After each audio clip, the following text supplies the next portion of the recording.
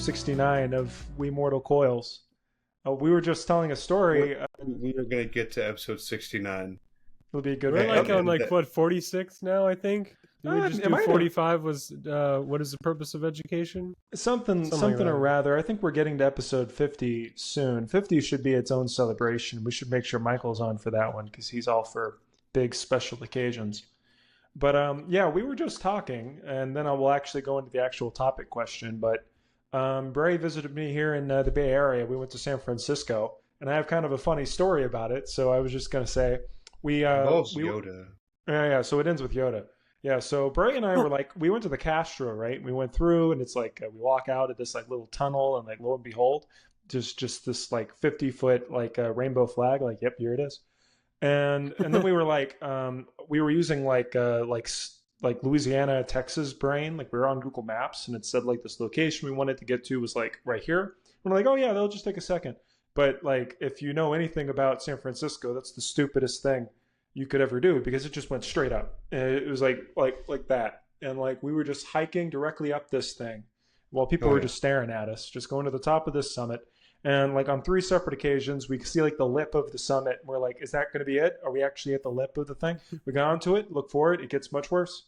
It would just go straight up again. So we did that like 3 times. We get up to the top of it, and like we're at I think we made it I'm mixing up the story. Anyone who knows where San Francisco knows what San Francisco is all about. Like knows we what did the a map lot of looks like. trekking across the city, but we ended up in the Presidio, which is an old military complex that got turned into a giant park. Yes, so that's what happened. We're at the Presidio. It looks like a college campus, and it's beautiful, lush green. And we're walking around, and then like we're walking by this building, and these huge things, and I'm like, what is this building? And then we like look it up, pull up Google Maps, and I go, this is LucasArts. What? And then and then Bray goes, he goes, oh my God, then there's Yoda around here. There's a statue of Yoda. And then we just look to our right, and then fucking Yoda was just looking back at us, like literally like 30, 40 feet away. Like Bray just remembers from the ether of his own mind. I don't know. Just that there is in fact a statue of Yoda just like somewhere around the LucasArts building in San Francisco. And then lo and behold, he was like looking at us just right there. And so we like there was literally a line to take photos with Yoda. So we got like a Yoda photo that we should probably put somewhere. Happens. Yeah, when you just stumble upon Yoda. Yeah. Yeah, I mean, thankfully it wasn't a sand person. I mean, that sounds awfully racist, but that's what they're called. I'm sure they have some glup shitto name, you know what I mean? But, Well, I got Bray with that one. Yeah. I got really into that show. I recently stole my sister Katie's Disney Plus account so I could get into like Star Wars again. You can't steal from corporations. I heard you watching The Mandalorian the last few days. Yeah, for like when Bray was visiting, he was here for like a week and a half. Like he was here arguably too long, and we were just hanging out, and like I would like boot up my laptop and be watching like Star Wars like 4 through 6. But then after that, when that was finished, I started watching The Mandalorian because it was pretty, like, the first season follows pretty seamlessly from part 6 if you want to. Just sit down and watch the thing. And I was watching The Mandalorian, and, like, I got really into, like, the lore and story because you know, like, how it is. Like, you're watching Lord of the Rings or whatever else. Let me boot up the nerd Wikipedia and, like, see what the lore is for all the little things. I think you should make shit up and then post it on there? Several $1 billion to make a very expensive fan fiction. Right, and then we could discuss whether or not Grogu is a product of child indoctrination in his adventures with the Mandalorian. Which is actually and the Mandalorian way of life. What a seamless interjection of our topic question today. Perfect. I know. Seamless is crazy, Trevor. I'm just not certain about seamless. All right, there are scenes. Maybe not seamless, maybe shameless would be a better word. A shameless interjection of our topic question. But here, I'll end with this and we actually talk about what we were actually here to talk about. But like literally I looked it up, and like the Sand People are literally based on Bedouin tribes in the local like area that they did the recordings of like that part whenever they're in Tatooine, like looking at like those houses. Like right before Luke's family and like part 4 gets just destroyed. Like that area was based on like an area in Arabia, I think.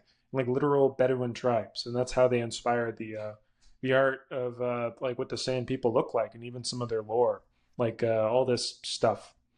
Anyway, what we're here to discuss that I think could be quite interesting because of reasons is this following question: At what point, what is child indoctrination, and what is not? So kind of a distinguishing question here. At what point does something become child indoctrination? So you have a kid, you raise the kid. At what point is what you're doing feasibly, importantly called indoctrination? Now I bring this up on account of how, oh, like we're kind of a cringy atheist podcast, full of cringy atheists. So you can kind of anticipate where the thought, you know, the thoughts will manifest in any case.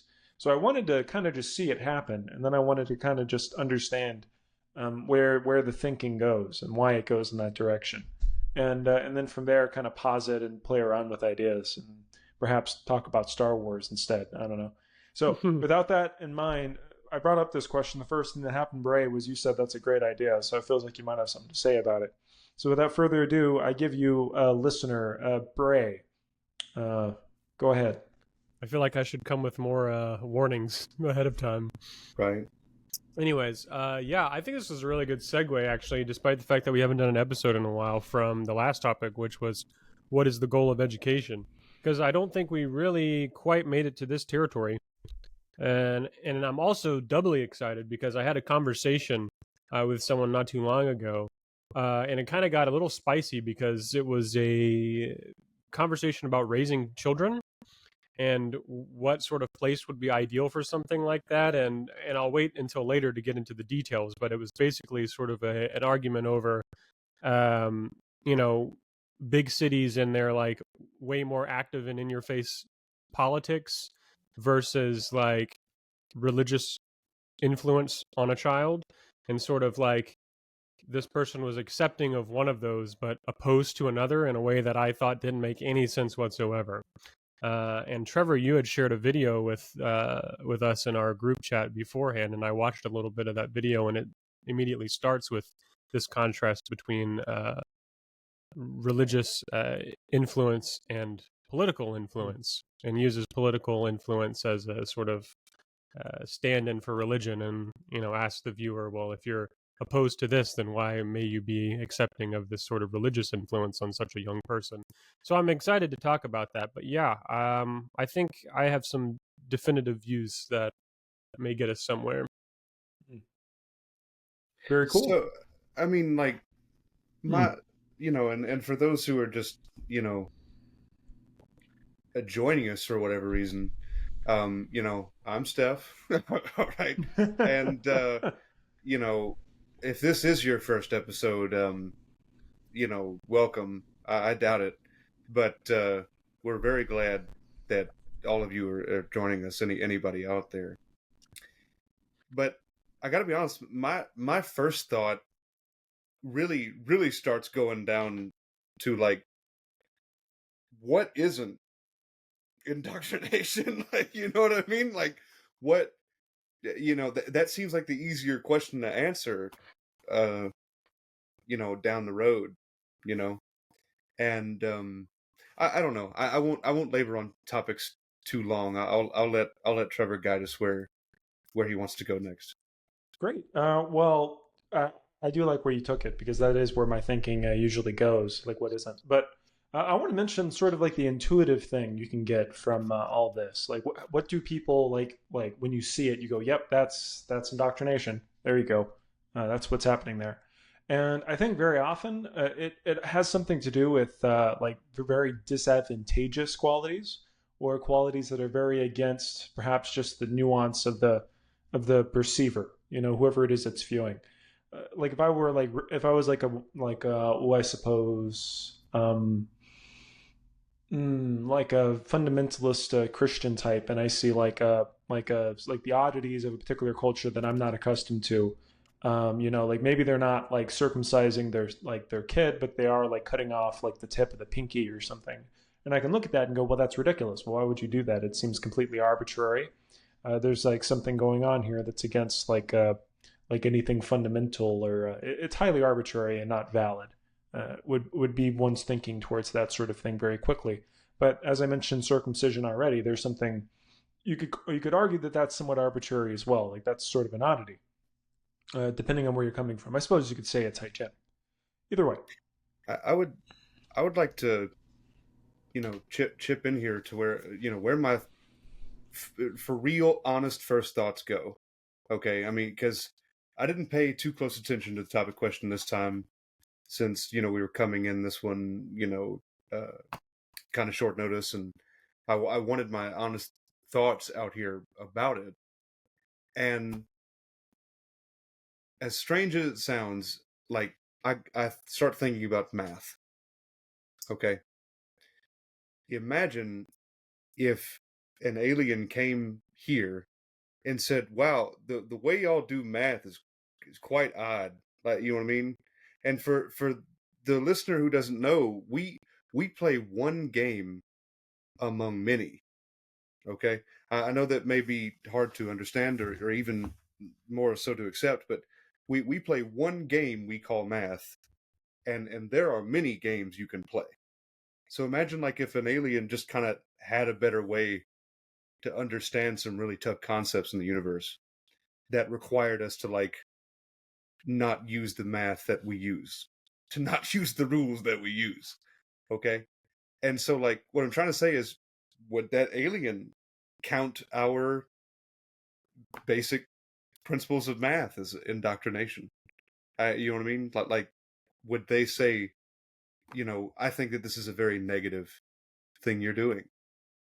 And I Yeah. know that sounds so strange, but Mm-hmm. I'm trying to think of something like as fundamental as I could make it. Yes.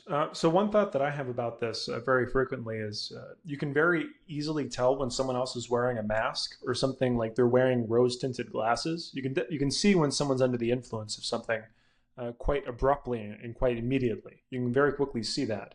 But you can see that mask that someone else is wearing. But it's strange. It's very difficult to take off your own.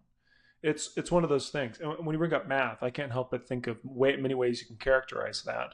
Like for example, our eventual switch from Roman numerals over to like an Arabic numeral system, Exactly.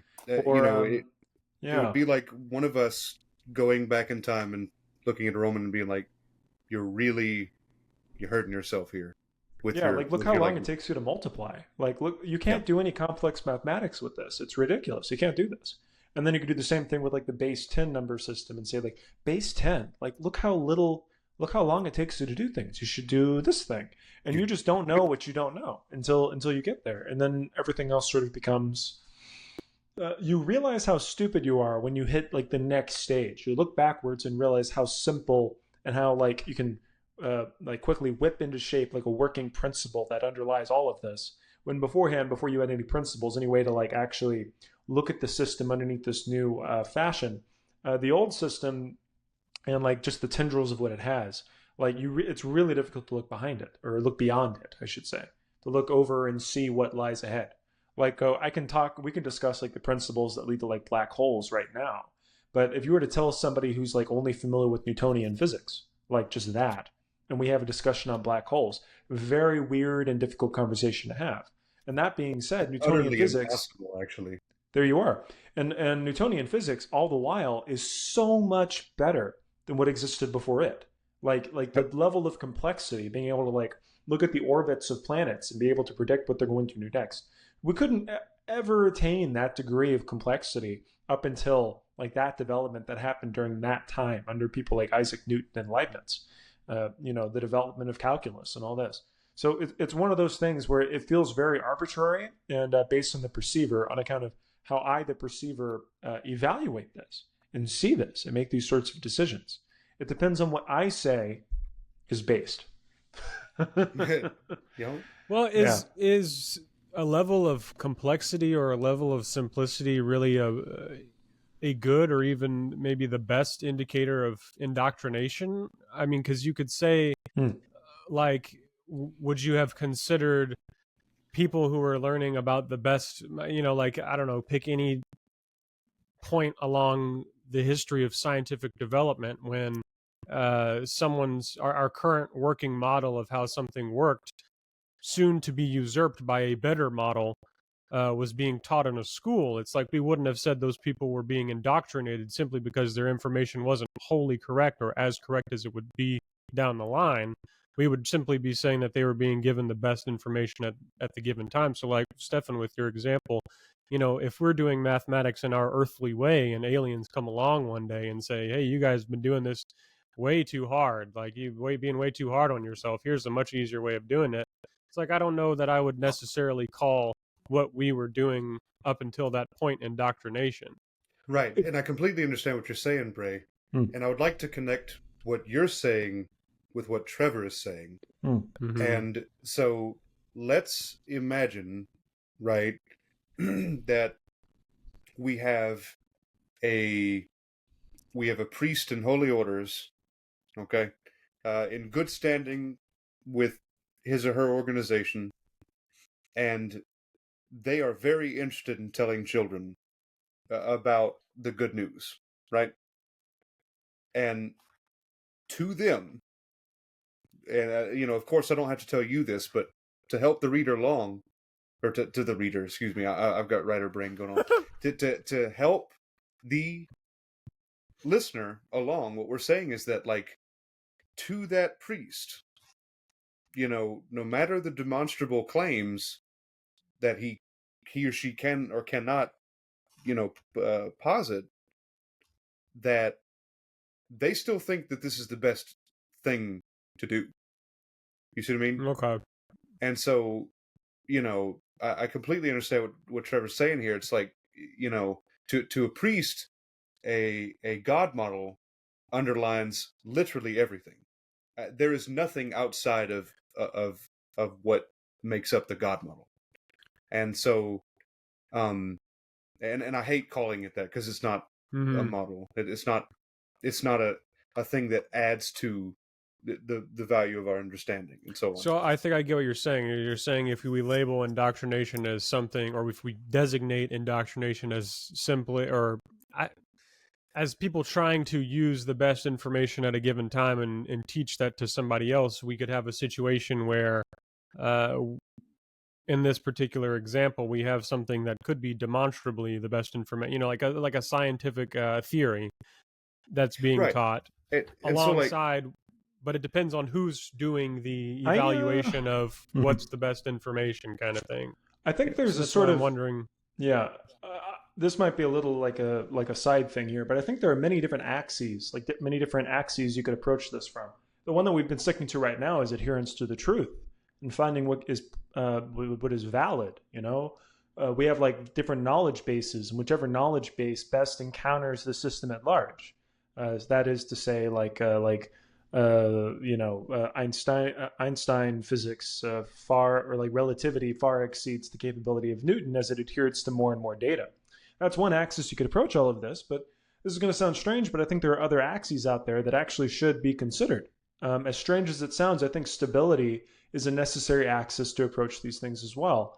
I'm not going to die on this hill, but I do think you can see it. You can see it in the stability that was offered by the caliphates that led to the Islamic Golden Age. Like, you can look on a map during some periods, especially during the Umayyads and the Abbasids, as they overwhelm and take over this huge section of the Middle East and North Africa and extend further and further and further. Like, it created a very stable system which allowed for complexity. It allowed for further developments in philosophy and science. And why do I bring this up?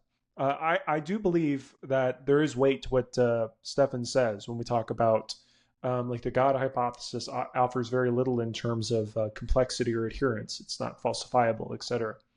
But it does offer something along this other axis, this other meta that we can approach these thought patterns with, this other way of conceiving of reality. Because quite literally, like, there's nothing better to force stability than to force everyone to believe the same maxims. I'm not trying to tell you that this is good. I do mean to say that it is better than some other things. I can give you counterfactuals that would be worse than that one, and therefore this one offers something in juxtaposition to other things, which allows for eventually golden ages to erupt. So you can have things that move along the other axis, the truth axis, developments in physics, and principles that underlie like huge developments, such as like Avicenna and Averroes, who would inspire a lot of the work that would follow into Europe later. It's worth noting there's more than one axis here. So along that line, I actually have a definition that we could maybe work to falsify. You know, and so what counts as child indoctrination is the question I have, like written. And the answer I have might be what helps children encounter the unknown is not indoctrination. Oh, And I wonder how far that goes. I was going to say it seems like it might help to define what isn't child indoctrination. That's what And I'm it trying to sounds like say. that's what you're. The answer is what helps a child encounter the unknown is not indoctrination. Okay. I think you can break that via, like we were trying to find ways where this doesn't work. I do think you can steal someone's heart and make them strong, strong, with adherence to a philosophy rooted in theology. I think you can. I think you can quite well. The degree of power, of certainty, of decisive action you can derive from theology, I think is quite profound. And I do think that helps you fundamentally encounter the unknown and scaffold a self and an ego built onto these ramparts of thought and meaning that have existed far before you, that are being brought to you that you might exist with. It gives you very much power to encounter the world. It help you encounter all unknowns? And maybe that's what I'm getting at here. Yeah. Because, like, to quote Hitchens, because we need one, right? It's been a while. There's nothing in the Bible about germ theory. So like, if you're up against germs, as we have been since before we were human, then how does knowledge about theology and God help you? Yeah, I guess you would have to look. Yeah, go ahead, Bray. Oh, no, I was just going to say you can look at it from what will inevitably come up in the conversation, which is critical thinking, because that's sort of one of the go-to things where it's like, well, children should be taught critical thinking skills. That way they can decide for themselves what to believe and what not to believe and how to navigate a world of many conflicting beliefs. And many people would think that if a child learns critical thinking skills, then they may avoid certain sets of beliefs. And so I think what Stefan may be talking about is like, if you, it's like, not to get biblical, but it's like what you give a man a fish and he eats for a day, and then you teach a man to fish and he eats for a lifetime or something like that. Which is almost certainly borrowed, I'm sure. What is right. It? Yeah. But it's like, you can, if you basically, you can give somebody a theology and that will answer so many questions. But if you teach somebody, like, I don't know, like critical thinking skills, then they not only, like, I think the point is that the theology fails some of those unknown questions per Stefan's contribution of whatever doesn't, or however you had defined your thing earlier. So if I were to press on this a little bit, I do think critical thinking is quite good at exactly what you're just saying right now. It helps you find the truth of the matter between given data and information. There you are. You can find these sorts of things. But one thing it doesn't do, it goes back to that old adage, you can't derive an ought from an is. What it doesn't do, and this directly connects to what I mentioned earlier with religion and scaffolding the heart and creating power. This critical thinking thing, it's very hard to derive meaning and will and power and that surviving it's very difficult to derive from that a want to encounter life and a want to uh, break through and do something, not in the same way that other things do. It seems quite void in that respect. Like if you look at it like this, you have like this x-axis of being able to encounter the world as it is, and it's quite good at that critical thinking, that analytical mindset. But if there's this other axis of like actually like doing and for the ego to choose and make these decisions and make it wholeheartedly and dive further and further into these choices. But The Trevor, power of the will, it doesn't seem to be active there. I think I think you may or may not be for misplacing the idea that these might be interrelated. Okay, and what I mean by that is that um, every human more or less would like to survive, right? And even more so that to have comfort. And the best way to have unlimited ability and unlimited resources, more or less, is by critical thinking, Well, by encountering I that's what you have movement. around you and being able to use it. So I feel like it's I a think we're step touching on an issue here. too far. I think what we have here is you just showed me exactly what I just said. I completely agree with that notion where you can move along this x-axis. Critical thinking, it allows you to expand out and do things like lasers and space travel and all the rest. It gives you the ability to encounter the universe better than anything before it. Like as far as I'm aware, like it's this powerful, profound thing.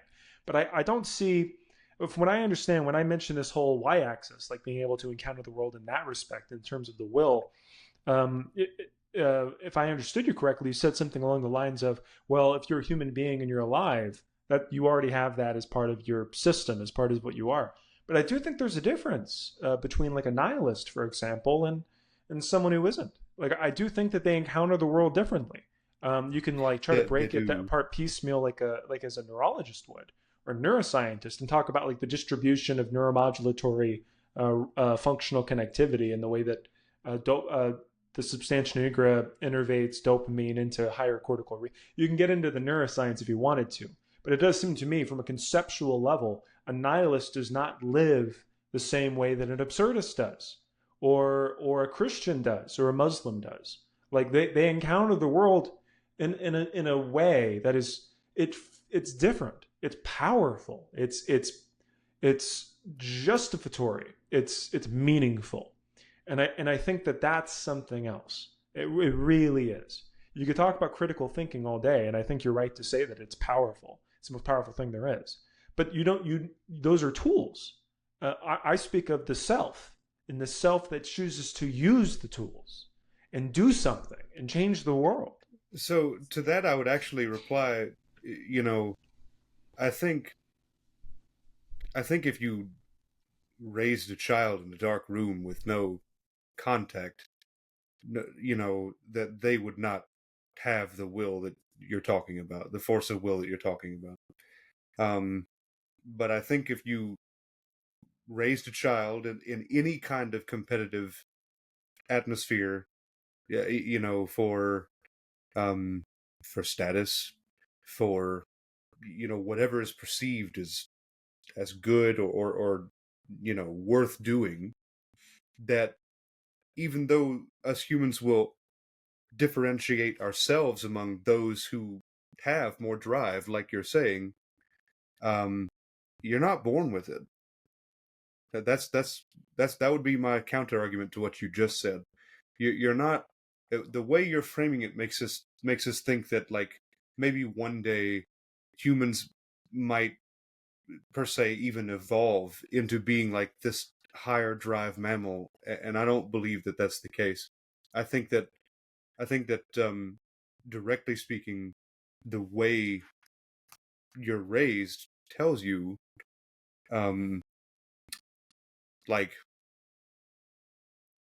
why drive helps you, so to speak. I don't know, I but I it's like I not say, about you're sure. making the argument real quick. You're making the argument that indoctrination can give us this stage presence almost, because we all know it's meaningless, but who cares? As long as that person believes what they're talking about. Well, this You're is where not it gets born strange. knowing God. In There's fact, very you're born short.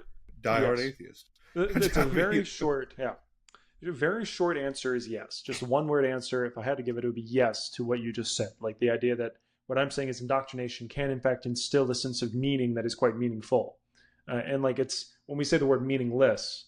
I don't know if that's the right word in itself as well. It's maybe truthless or less well, truthful. what I mean there, to be clear, is that there's no cosmic reason why we should be doing one thing or the other. You're right. Yes, and I think that's a really big part of this. Why critical thinking and like analysis and science and this and like using methods like that will lead us along that x-axis for miles in both directions, in all directions. But it won't lead us anywhere in terms of the y-axis, in terms of meaning and in the ego and the will and drive. That's a great word, drive. So it's difficult at this moment, and I do mean to say that like it is cognition. It is that point about indoctrination. That I am making that point. You're right, but I mean to make it on a much larger scale that gives it a little bit more leeway and potential. I mean to say instead of just that, it's also cognition. You can get into it conceptually. I can discuss this with you, or you can think about this. You can reason. You can will yourself into an ability to have will. You can consider and conceptualize reality and play with those concepts to arrive at a particular state of being, one that is quite willful and full of drive and power. So that's what I'm saying, and that it necessarily does in fact include indoctrination, because that what I'm talking about at this point, all the words that I have just said, is essentially saying nurture. Nurture can lead one into a willful position, a driving position, whether it be like holy war or anything else. You can find yourself down this position, and it's not something that you get to via the strict sense of trying to see what is true, just like or sorry, not as what is true, but because according to someone from that cognitive state, it is true. So I apologize in that sense. That's not what I mean. More so like through this sterile analysis of what is based on scientific methodology, or critical reasoning, So, and that so, sort of thing. so I'm really not trying to get stuck in the weeds too much here again, but like it really really sounds like to me that Trevor is saying that these axes are orthogonal to each other, or in other words, have nothing to do with each other. But I'm over here thinking that they have everything to do with each other, and Well, it could just be me. It could just be me, well, but since I was a child, understanding how things worked was a really good way for me to feel powerful, for example, to feel meaning right. and so on. Well, consider this. So consider my viewpoint here, because I do a lot of reading on this sort of things to do with, and this is broaching into some existential territory and things like that. So if you consider a child who's being taught a variety of different things, they may be being influenced by religious ideas. They may be being influenced by political ideas. They may be being influenced by miscellaneous ideas that all come with a prescribed meaning. If you belong to a religious group, you are being prescribed meaning to your life. If you belong to a political organization, in a way, you could say that there's a very similar thing going on. Um, what critical thinking does for somebody is gives them the tools necessary to navigate their world and grant them their own personal freedom and their own individuality so that they can discover meaning for themselves rather than have it prescribed to them.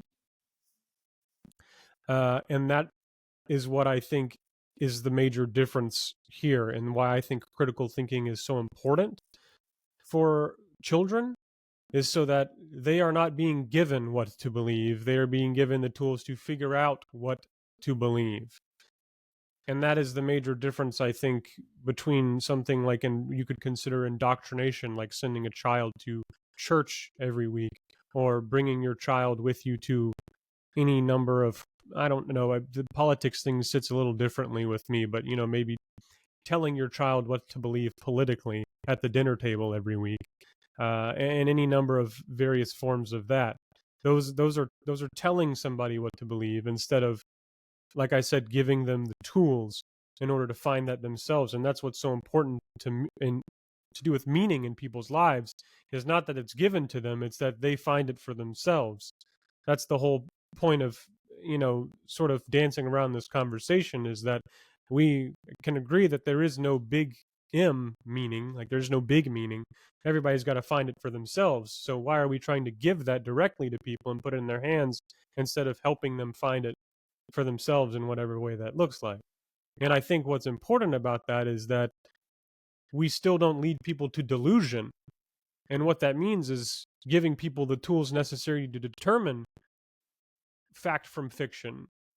And that's where the scientific reasoning comes in so handy, is that you can be led to believe that some, like I would have argued last episode or 2 episodes ago, whenever it was, that some meaning making activities are worse than others because they do not conform to what we can demonstrate about reality. You follow what I'm saying a little bit? I do. That's where I think the critical thinking thing fits into here, and how we can say that so many things are indoctrination, but if you avoid, if we can say what is an indoctrination, then I think that helps a lot. And I don't think that giving a child the tools they need to navigate sets of beliefs, tools that adhere to what we know about reality, like the scientific. Okay, so maybe it could be said, right, that the answer I gave, what helps you encounter the unknown, or as you're saying, whatever helps critical thinking, that can't be indoctrination, probably, right? No, I mean, But what I'm trying to say is, like, there are probably other things that can't be indoctrination too, like Trevor's saying, or have to be indoctrination. You know what I'm saying? Like, in other words, maybe the definition or our answer to it is just incomplete. Well, we have a good start. Consider the definition that's provided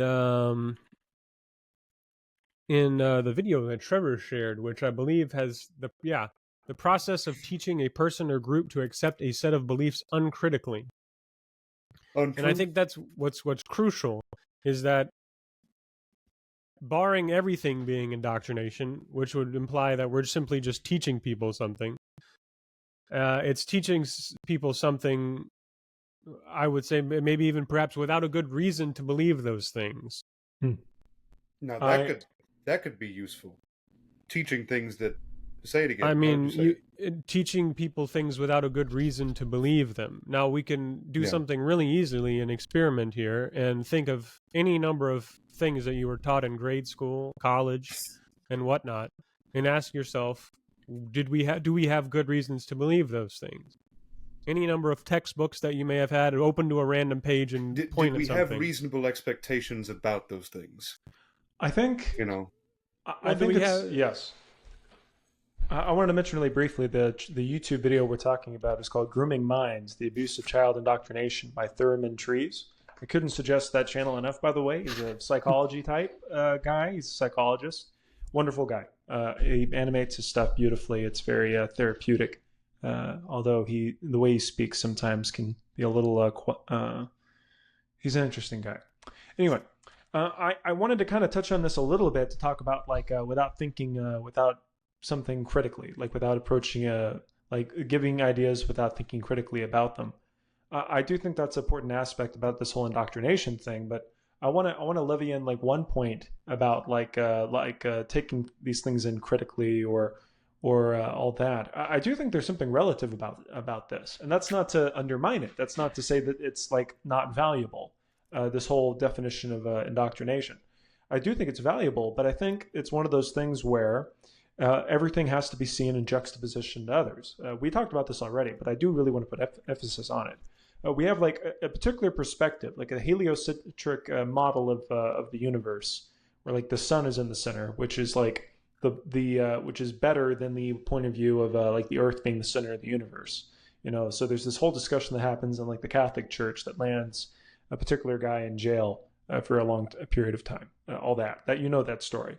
But what's funny about that story and like the lessons you can learn from it, and like everyone learning that in their science class, is neither one's correct. The sun isn't the center of the universe. It's way off to the side.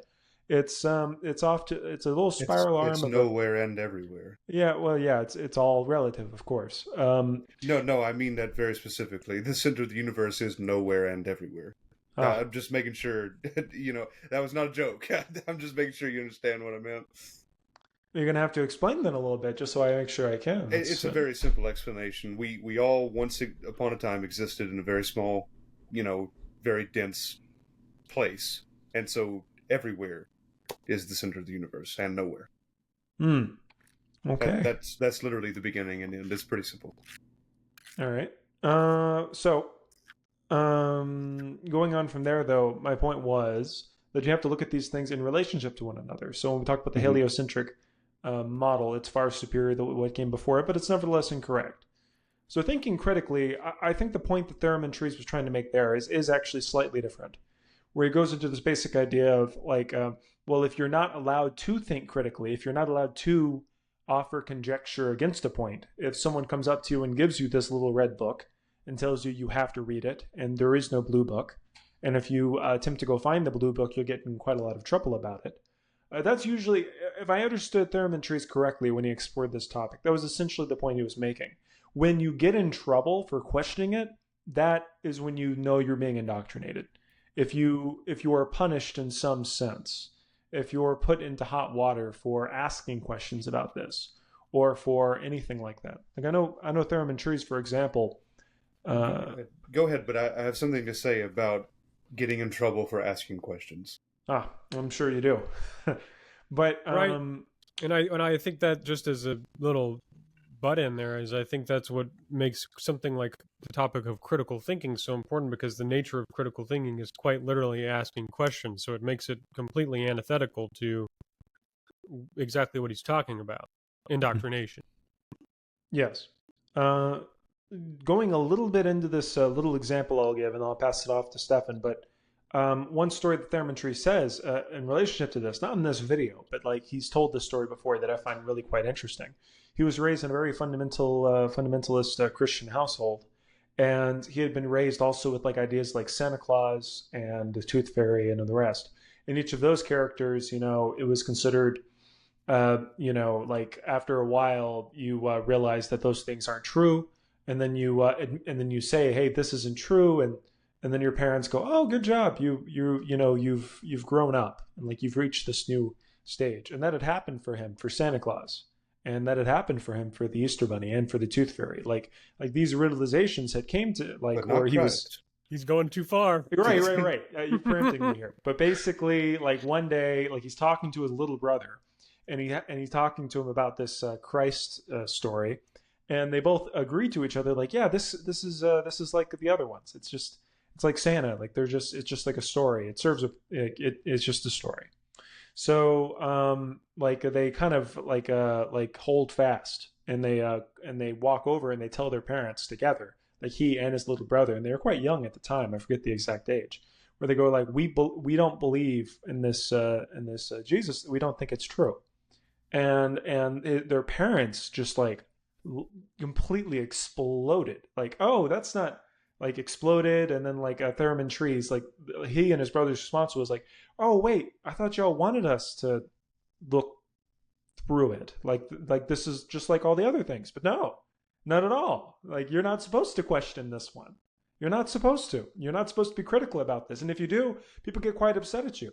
Like if you try to make an argument to me that the mitochondria doesn't exist, then we can get in this whole cellular biology discussion where we could argue about the authenticity of it. Although if I were a real dick, I could try to shoot you down, but that's me being a dick. Like in a real genuine, like scientific discussion, we could go through the fundamentals of why the mitochondria is real, and we can like go through like all of this, that, and the other thing in scientific articles. We could have that discussion.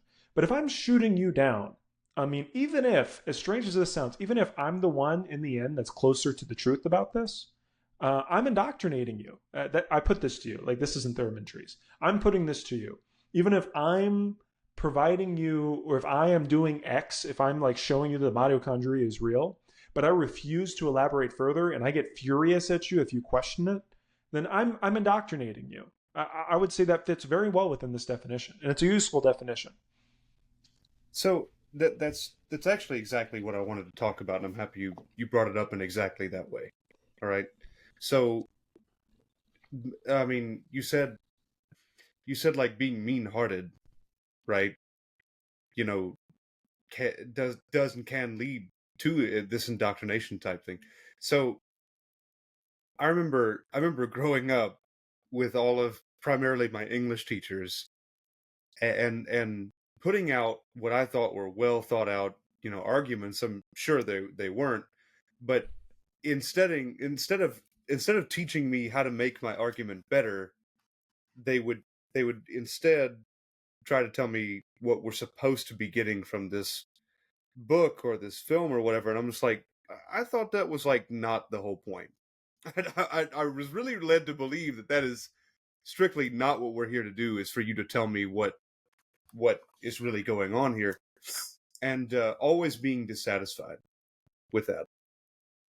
And you know that I put that out there as a baseline to help the listener understand that whenever my science teachers stopped, uh it ran out of answers, that did not make me um mad in the same way, right?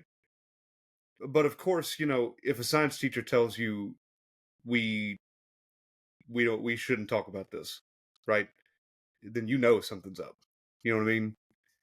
And so, anyway, what if I'm mean-hearted to a student of mine, but in a good way? All right, and let me explain what I mean. Like, if someone if someone if I give a student, this whole big narrative about like where the proton comes from, and like, well, rather what it's doing, not necessarily where it comes from, and then they just tell me, I don't believe you. You know, it, it, I usually, and I've had this happen, I usually tell them, okay, you know what I mean? Is that, I mean, I feel like I'm being very mean there, actually, by Well, I mean, leaving them I alone. feel, yeah, I do think there's one aspect to this. Like, I think like Neil deGrasse Tyson said something that I like that's relatively similar to this. Sure. He layered out like this thing where he was like theoretically speaking to a flat earther, and like would go like, well, what would it take? Like, I would, let's say I'm talking to a flat earther. I would say, like, what would it take for me to convince you that the Earth is in fact not flat? It's round. It's like a, it's well, not perfectly round, but you know what I mean. And Hmm. and they say, well, I would need to see this, and then I show you evidence to support that, and basically like it's solid evidence, and that, or something like it satisfactorily applies to this thing that you're asking, and then you like say, well, actually never mind, or like you ignore the fact that you even like brought up this position and like completely ignore it. Or even worse, like I ask you the question, what would it take for me to convince you that the earth is round, and then you go nothing. Then, well, yeah, like your response in that moment is perfectly valid. Like, I can't convince you like perfectly at all ever, or I provide you evidence and you just shoot it down for no valid reason. Like if they gave some sort of like, if they say my method is flawed, like the way that I got to my answer is flawed, that's another question. But if they shoot down and like a in their own like narcissistic headspace, like exactly what it is, then yeah, I I think that call is it a sort of a toddler valid. headspace. That's what I prefer to think of it as. yeah, you're just Sure. engaging in bad faith. Yeah, yeah. So Well, so essentially, this is all what bad I, faith. Yeah, exactly. what Bad I faith. wanted to the specific reason I wanted to bring this up is because that would also be a very good way to like directly point at indoctrination. Hmm. Whenever this situation happens and someone is unwilling to hear evidence, it's like someone who's not your friend told you something that you really want to believe. Hmm. You know what I'm Hmm. saying? Hmm. And like I say, I've been in that situation with students, and like, they'll tell me, no, I believe God did it, and I say, okay, that's a personal belief. It's just not one that we can share in this classroom. You know Hmm. what I mean? and it's because I've never shied away from this, that like it would be irresponsible of me to talk about God in the classroom. That would be indoctrination. We can point to that, but also it like follows them into the classroom regardless if I'm there or not. You know, if they're unwilling to hear evidence, that Right. they've probably been indoctrinated. Indoctrination is like one of those things. There was a Supreme Court case back in like 1964 about pornography, and I think they were Uh-huh. trying to decide like whether or not a particular film or something was like pornographic or like obscene. Wait, what year was this? I think it was like 1964 Oh, so ish. some really gross 1962. I don't know. I just know it was like like 50, like Art film. it was Yeah, Yeah. yeah. several decades ago. But I like to think it's like an I think old French film that doesn't have any words in it. It's just like an art piece. It's just right. one penis after the other. Well, I think You know. what they were real really. Well, I think what they were trying to decide was whether or not the film qualified as obscene or not, or pornographic. And I think basically the justice got to the point when he was just like, well, I know it when I see it. Yep. Right. And that was like Yeah. all that he Yeah. could say. And so Yeah. it's like indoctrination to me feels like one of those things where even if it's difficult to define, it's like I know it when I see it. And to Stefan's credit, I've talked to numerous religious people before, and I think probably religious indoctrination is likely a little bit more common than what we could call political indoctrination or any other Hmm. particular type. Well, for Um, us, imagine if we lived in for Stalin's for Russia. You know. right for us, absolutely. Right. Yeah. That completely flips on its head. Now we're in a very different kind of headspace there, like Yeah. politics. Sure. Absolutely. I think But I don't know. I think you speak like relative. I do think once we started talking about Thurman Trees, I think his definition is like really impressive. Where he talks about like if you're not allowed to actually, offer a counter to something that someone is telling you. I think that's a pretty damn good definition for indoctrination. Like even no, if I'm that's what I being, mean to yeah, say is that like I've talked to numerous, and this is just what I have personal experience with, is numerous religious people, and I can talk to them about what they believe and why, and then I'll get to a point where I ask them a question that suddenly they don't have an immediate answer for, and I can see like the wheels turning in their head, and I always tell people, I'm like, that's the critical moment, is where the brain is deciding whether to, like what's the fight or flight response kind of thing. It's like either put up a wall or find some way out of a particular avenue. Um, mm-hmm. and more often than not, people will give you some either fallacious reason or say that you just got to have faith in something or whatever.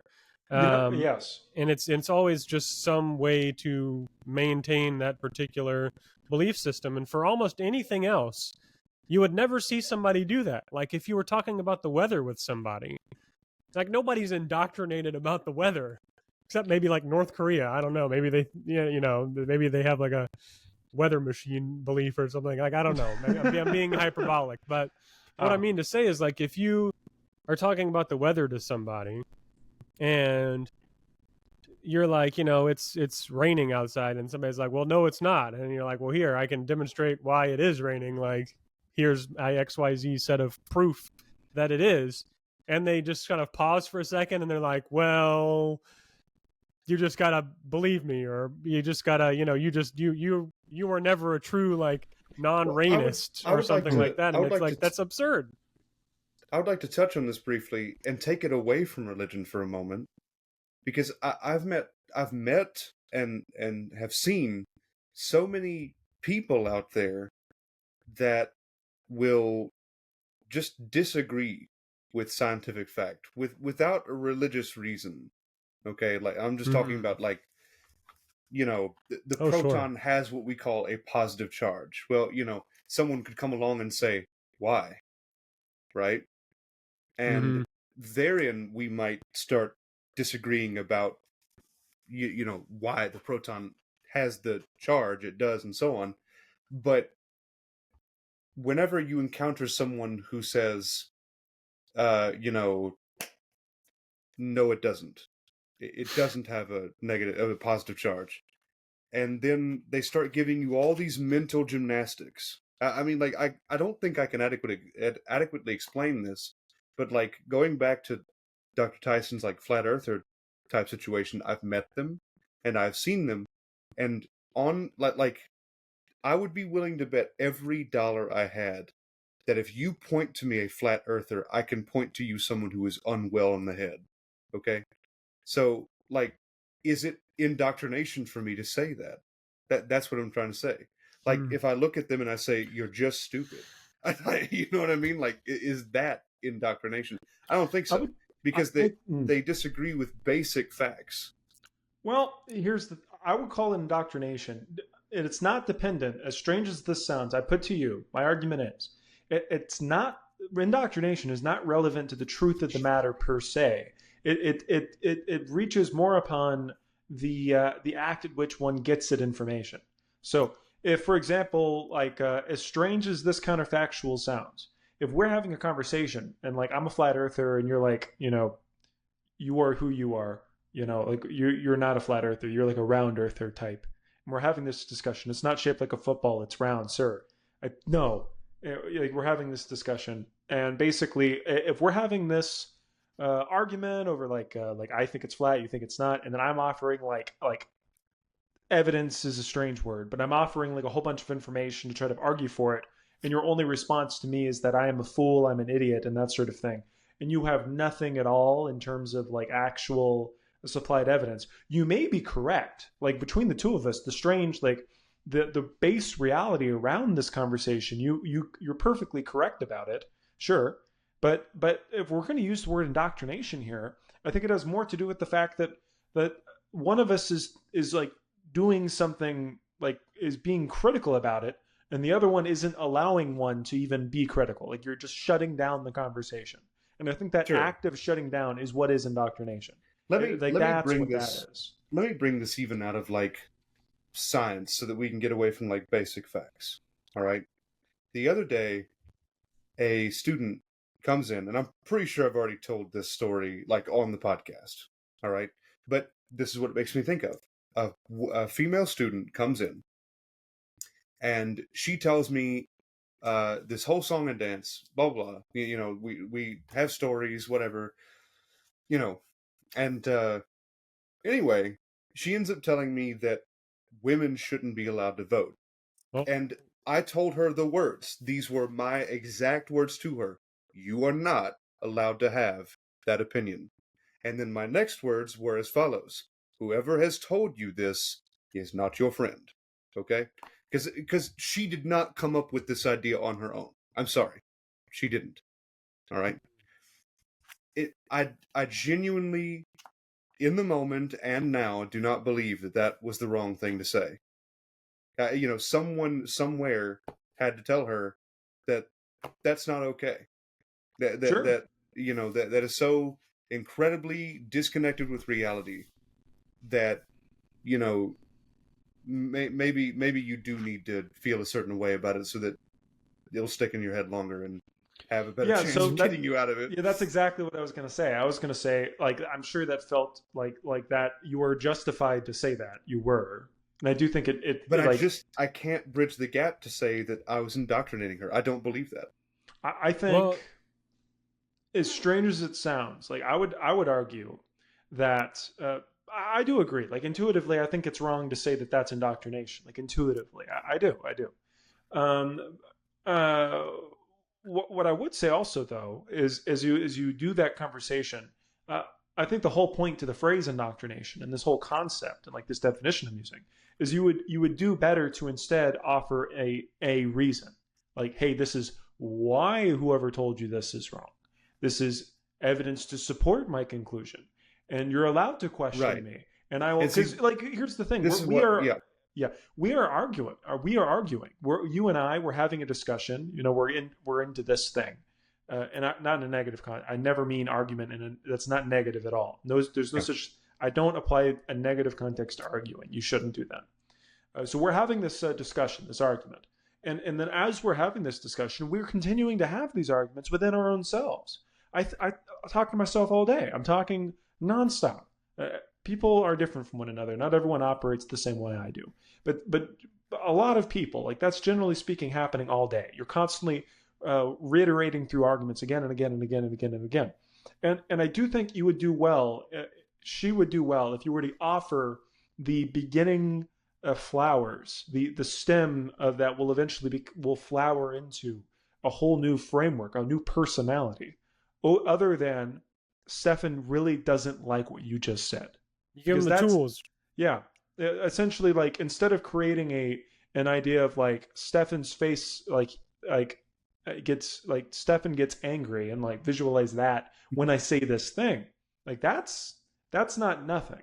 But I will say instead, like introducing a new instrument into the orchestra of her mind, an instrument that offers this sound could set her free, could offer a Right. way out, a channel Let into me freedom. let me put it this way: if she's made it this far in the year of God, 2024, 2025, because this happened in 2024. Excuse Sure. me. Yeah. All right.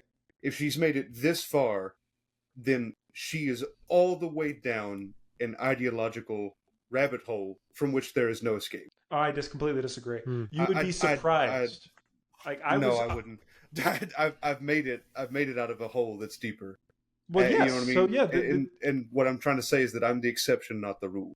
no, I know. don't sell other people short. I do No, think I'm not. I think that persons are incredibly intelligent, clever, and wise, but people are not. I think that once we get into groups, we're untrustworthy, maniacal apes. That's what I think. I think whether or not that is true, and that's a whole other discussion. I do think you should regard every person as value, as this thing that's capable of all sorts of potential. I don't care if she's As intelligent as me, at least. That's the way I like to treat people. yeah, absolutely you should. I completely agree. And what I'm saying is you need to treat everyone as if they have a chance. Really have a chance. Like really break through. Like you could see them for who they are and have a real fundamental effect on them. What I'm trying to say is that without the proper push, without the proper social pressure, she is not going to find her own way out of this in any kind of readily available framework.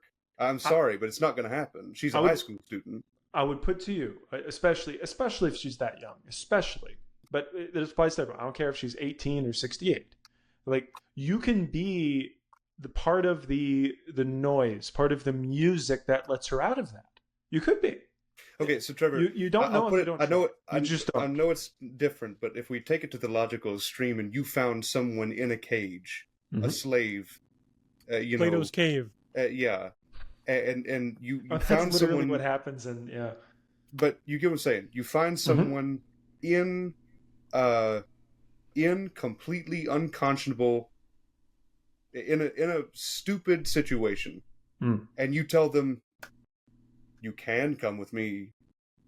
All I can do is promise that it's different from here. Or do you say, you're coming with me? Do you give them a choice in this situation? And I don't think you do. Like a paramedic is not going to run into, or a firefighter is not going to run into a building on fire and say, you can come with me. I would put what I would. You know what I mean? It doesn't work that way. I don't think that analogy necessarily works in this way, like because my discussion is I'm trying to but, bring this person into a different state of consciousness that is better than the one that she's presently in. Exactly. That's what I'm trying to do. So there's no. It's not doing it this way or that way. It's like doing it. But what I'm trying to tell you is that I would take the fire over the systemic oppression. And so what I'm trying to say is that, like, I think I'd like to posit a new definition. But like maybe not get rid of the one I said earlier, but I would like to say it this way: something that encourages a closed mindset is indoctrination. And so, by that definition, what I did was not indoctrination, because I'm trying to get her to open a mindset instead of close it. Okay. I see where you're going. It's sort of a Socrates, I know that I know nothing. You shouldn't be so certain about everything. If only you would like let go of this certainty, you might actually have an ability for growth. Yep. Yes. And like I believe Socrates, said, more or less paraphrasing, that we can entertain something with certainty, but we should not like accept it with certainty. You know what I mean? Like we can play games in our head saying, okay, if this is true, then, you know what I mean? Sure, I do. I do have a hot take that pertains to the particular example provided by Stefan in the classroom. And that is that telling that girl that she's wrong, or basically what I mean to say is that it is, while I unyieldingly agree that every woman should have the right to vote, it is closer to indoctrination to say that any classification of person deserves the right to the vote than it is to say something like, gravity is a force that is attracts objects to one another due to their mass and things like that, or that light exists on a spectrum and its wavelength. So it's some scientific fact grounded in reality that is discoverable empirically versus something that is constructed, like ideas about what classifications of people and should do that's something. why I moved it away from basic facts, because that's not what we're here to talk about, right? We're here to talk about the really gray areas of the situation. Absolutely, but it's not the entire piece of the pie. I do think the way that the three of us approach reality, I mean, this is the kind of the way that we look at things. Like, that's essentially what I was saying earlier in the episode, like talking about like the actions in the world versus like meaning and will. But I do think if you have other perspectives out there, I think it's kind of changes. It's quite different. For example, like a Christian perspective, they're all tied together. It's the universe. The universe was created by God, and we live to serve God and all that kind of thing. So I think there are many different metas here. It may not be very important to the three of us, but I do think it's kind of interesting. And like these things can shift and warp, and they can be malleable. They can be. The real question, though, is Santa Claus indoctrination? Oh, it's actually not a bad question. Although let me do this, because I mentioned this earlier, and I want to make sure I get to it's it. Corporate indoctrination. Right, Coca-Cola. Right, exactly. Yeah. Santa Claus was invented to sell I know it's more funny, but that wasn't a joke. Santa Claus merchandise. Yeah. Or at least it got to that at some point. If you as a parent get angry at your kid when your kid goes, "I don't think Santa's real," then that is kind of an indoctrination thing. It's just a really especially shitty one, because it's not true. You are a corporate shill in your poverty house. Well, you've chosen to do that. Yeah, like while you're getting angry at your kid for not believing in Santa, the entire time you don't believe in Santa. Like that would be the most asinine. Like it's a very shitty. Yep. Not Christianity. It's just like Trump talking to the evangelicals, and I mean it. That dude does not believe in the Christian God. I'm sorry. Here's my anecdote for the episode. So I was talking to a friend of mine about raising children and like different things to do with sort of that, where to raise children, how to raise children, things like that. Very actually a brief conversation, but it kind of got a little spicy because of sort of these ideological differences about what a child deserves to be exposed to, which is kind of part of what we're talking about. And so this person was like, I would never want to raise my children in a big metropolitan city, because they are so much more, I guess you could say, politically active, or politics plays such a larger role in what goes on in a large city versus some more rural area.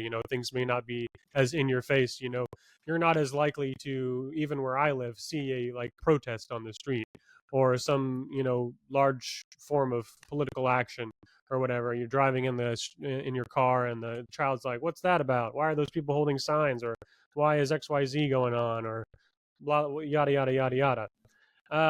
But in the same breath, this person was like, "I would absolutely send my child to weekly Bible study, or give them biblically inspired literary material to read." I do want to say one little thing about this whole thing about indoctrination. I do think one of the reasons why, if you ever get into Christian apologetic videos on YouTube, they are amazing. They're so fun to watch. I highly advise.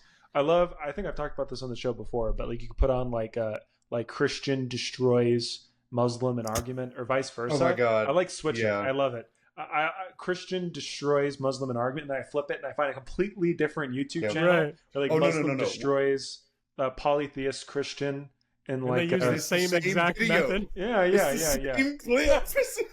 yeah. God. It's sometimes it's the same clip too. Yeah, I hate and this it's like planet. it's the same thing.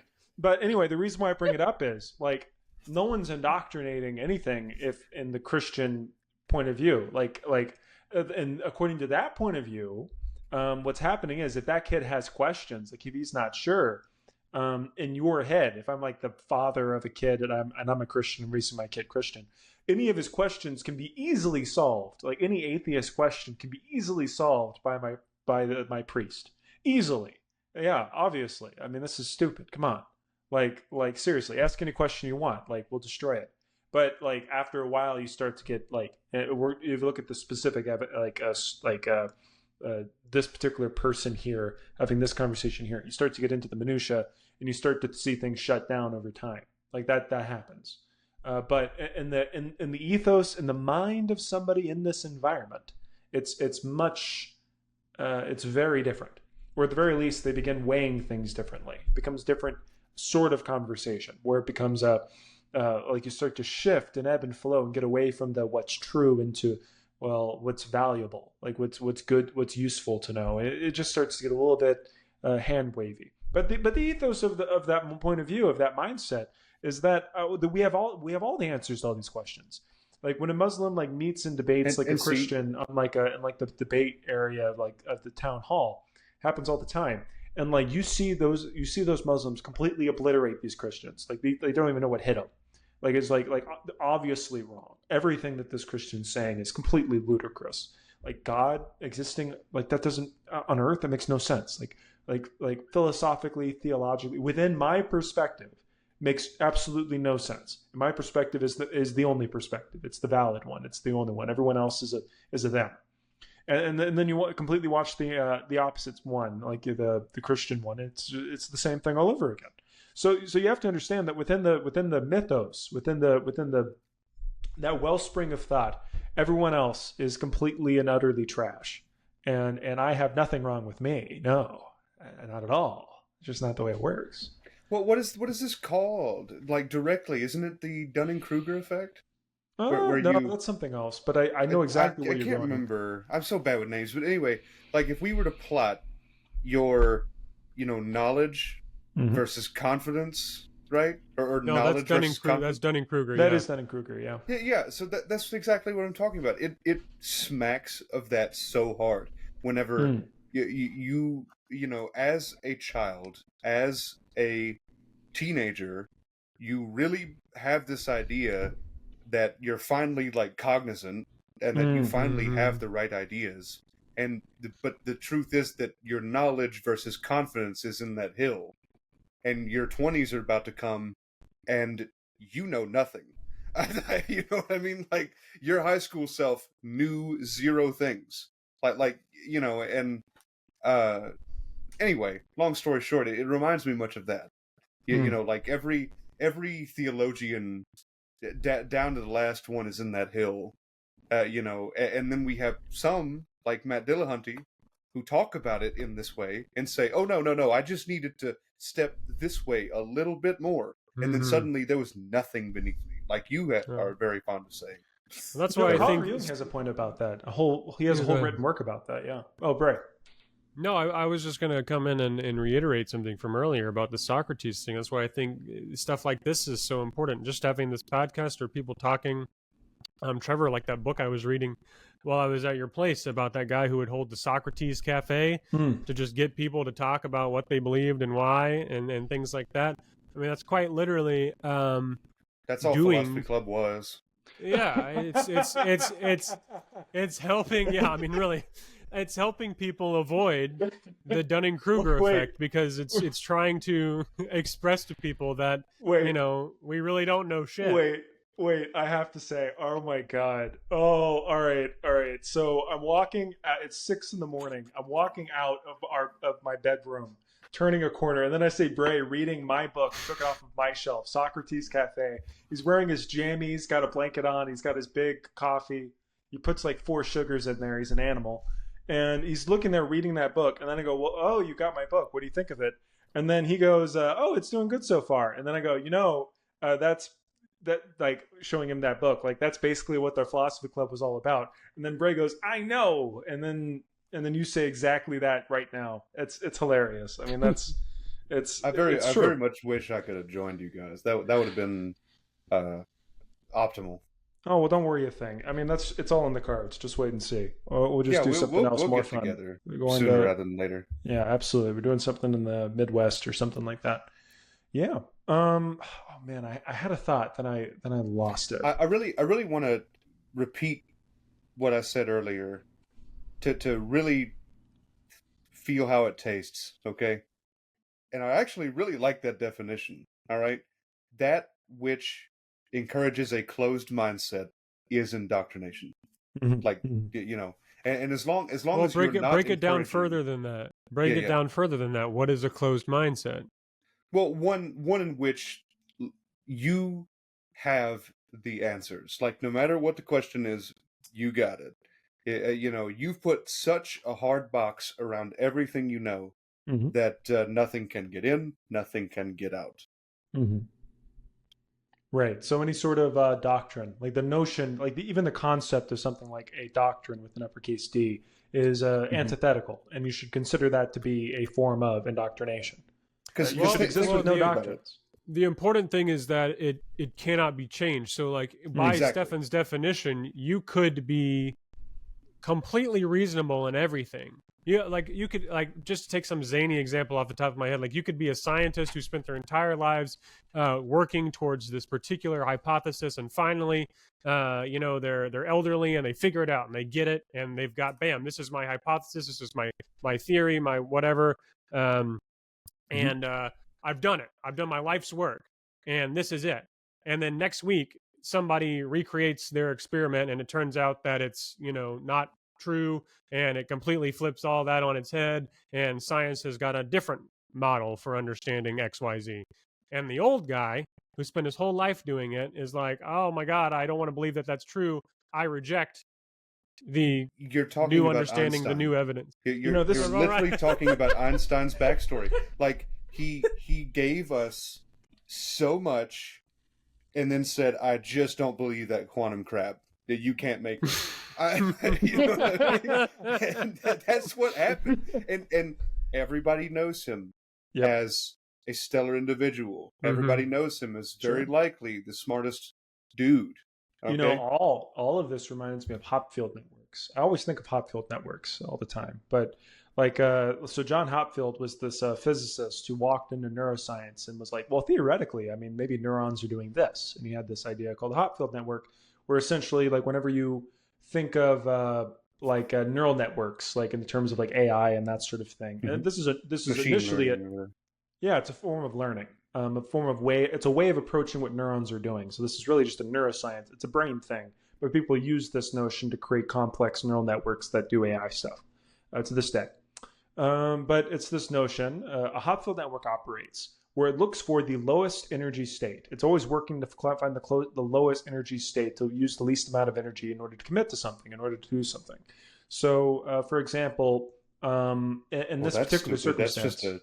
That's a truism. You'd have to go more into detail than Yeah, that, yeah. I don't. but I'm not offering not it enough here. justice. Like a physics Because what I'm thing. trying to say is, like, if a physicist walked into a neurology department and said, "I really think that they're trying to find their most stable arrangement," I'd be like, "No shit. Are you certain?"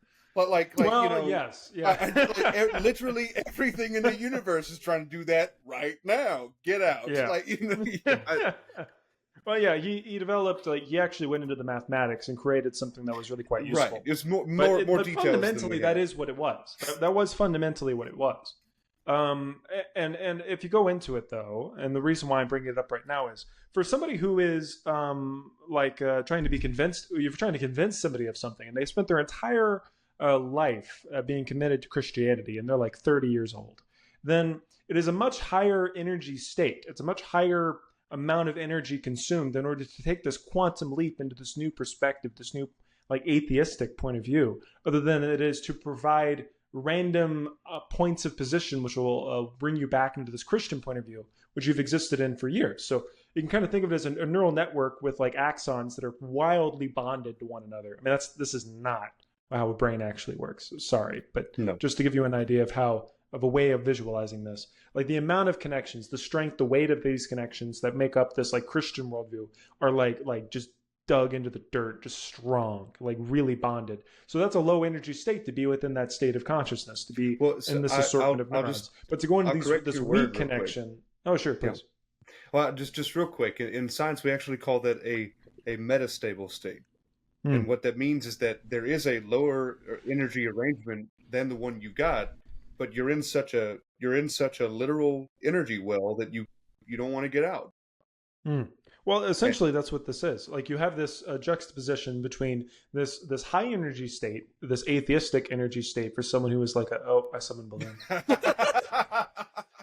Sorry, for the it's listener, he raised his hand up, and then the balloon started going. Yeah. I could actually summon confetti. I think with like Why a can't you do hand. like Yeah, the thumbs up one or something? yeah. I can summon a thumbs up if Or I is that, I leave guess it. it's just Oh, there Trevor you has go. all the power. Yeah. Maybe it's like this. Confetti. Come on. Maybe. Yeah, just Neurons keep doing that activate. for. There it is. I got Whoa! it. There we go. Look at Very nice. Yeah. All right. now Anyway. it looked like a drug dealer in there. You know, it got all dark. Oh man, yeah, it did.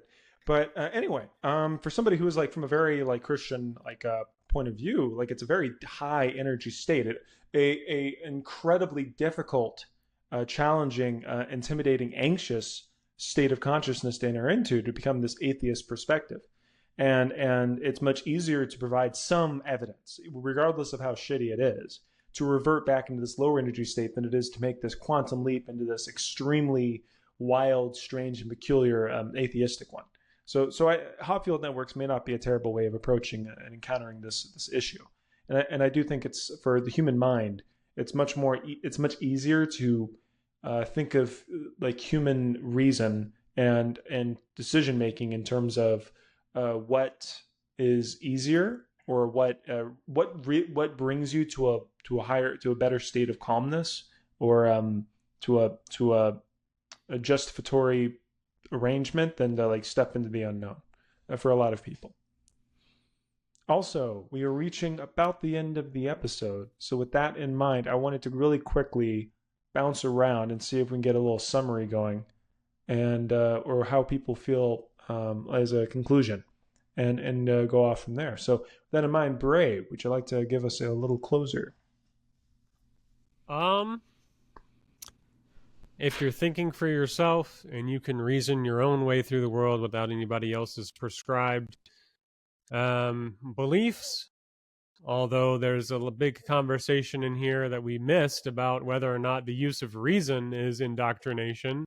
I've had people tell me that before, like, well, you're using reason to figure stuff out, and how do you know that's right? And it's like, okay, well, fuck me. Might as well just go back to my solipsist bubble and fuck off then, I guess. But anyways, I do lean a lot into Stefan's general area of speaking of, indoctrination is whatever is going to give you a closed mind. Of course, anybody who's indoctrinated would not agree that they have a closed mind, but Yeah, that's part of the conundrum. Although I can obviously part us here with and indoctrinate you listeners into my particular moral ethic, and by telling you that you need to take care of one another. I You agree. stole it. There you go. Stefan, please. So I mean, like, listener and comrades, aside, I know for a fact that I don't misspeak about the religious or like the boomer mindset. You know what I mean? I will not walk it back, and I will not I will not apologize. But what I'm trying to say is that at the end of the day, I for real do not believe that per se all Christians are even stupid. That would be foolish. And so, like, what I'm trying to say is that the reason why I grew so accustomed, or not accustomed, so close to my definition about like what indoctrination would have to be, is because I cannot find a way to falsify it. That by no means suggests that it is not falsifiable, right? So I would like to say it that way. Whatever has you in a closed mindset, if you think you have the answers like TM, the big A answers, as Bray would say it, you're wrong. And you can make opinions, you can make value judgments, you can do all these things, and no one's trying to stop you, especially not on this panel. But I think that like, maybe as a teacher, I might be the one to tell you, no, you're just wrong. And I don't know. As a teacher also, I find myself in a weird position where I'm like, no, I need to be actually extraordinarily patient. And I find it takes both. In some moments, I really feel like I need to be as patient as is necessary. And in others, I feel like we are arguing basic facts, and I know them and you don't. And what I'm really trying to say at the end of this message is, do as I preach, at least, and treat everyone around you as though they don't, as though they know something you don't. Mm-hmm. Stefan leaving off the podcast on indoctrination with "Do as I preach." Yeah, exactly. No, but what I'm trying to say is, like, if I said "do as I do," then we would all be woefully led astray. All right, do not do as I do. I'm a completely flawed individual. What I'm trying to say is, do as I preach. How did Hitchens say it? I've said this to rooms full of people before, and I bet. I really think that teaching is the best profession for me, probably ever. I get to exercise old demagogue, right. The demagogue muscles. in me. What a fun way demagogue to in end me this wants episode. the podium, wants the hands on the podium, telling people about it. Anyway, very good. Well, with that, ladies and gentlemen, be good to each other, all that kind of stuff. We will see you on the next episode, hopefully really soon. I will see y'all later. Be good to each other. Insert fireworks here. Yeah, I could probably do that. Let's see. Maybe it's like that. I don't really know how it works. Maybe. Well, you did. Oh, wait, it's 2 thumbs, right? Yeah. There we go. Nice. Yeah.